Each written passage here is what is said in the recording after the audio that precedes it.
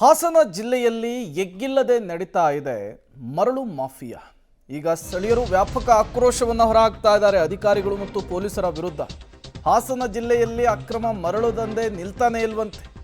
ಮರಳು ನೀತಿ ಜಾರಿಯಾದರೂ ಕೂಡ ಡೋಂಟ್ ಕೇರ್ ಅಂತಿದ್ದಾರೆ. ಹೇಮಾವತಿ ನದಿಯಿಂದ ಎಗ್ಗಿಲ್ಲದೆ ನಡೀತಾ ಇದೆ ಮರಳು ದಂಧೆ.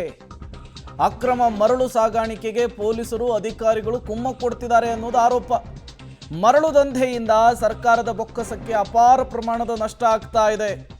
ಮರಳು ದಂಧೆಯನ್ನು ಪ್ರಶ್ನಿಸಿದವರ ಮೇಲೆ ಹಲ್ಲೆ ಆಗ್ತಾ ಇದೆ ಅನ್ನುವಂತಹ ಆರೋಪ. ಯಾಕೆ ಹೀಗೆ ಮಾಡ್ತಾ ಇದ್ದಾರೆ, ಅವರಿಗೇನಾದರೂ ಪಾಲಿದೆಯಾ? ಇದೆಲ್ಲವೂ ಕೂಡ ಅಲ್ಲಿಯ ಸ್ಥಳೀಯರು ಕೇಳ್ತಾ ಇರುವಂತಹ ಪ್ರಶ್ನೆ.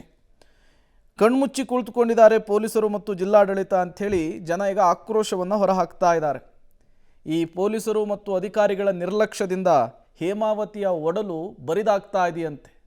ಯಾರ ಭಯವಿಲ್ಲದೇನೆ, ಯಾರ ಹೆದರಿಕೆ ಇಲ್ಲದೇನೆ ರಾಜಾರೋಷವಾಗಿ ದಿನಕ್ಕೆ ನೂರಾರು ಟಿಪ್ಪರ್ಗಳಲ್ಲಿ, ಟ್ರ್ಯಾಕ್ಟರ್ಗಳಲ್ಲಿ ನಿರಂತರವಾಗಿ ಮರಳನ್ನು ಹೊಡಿತಾನೇ ಇದ್ದಾರೆ, ಸಾಗಾಟ ಮಾಡ್ತಾನೇ ಇದ್ದಾರೆ.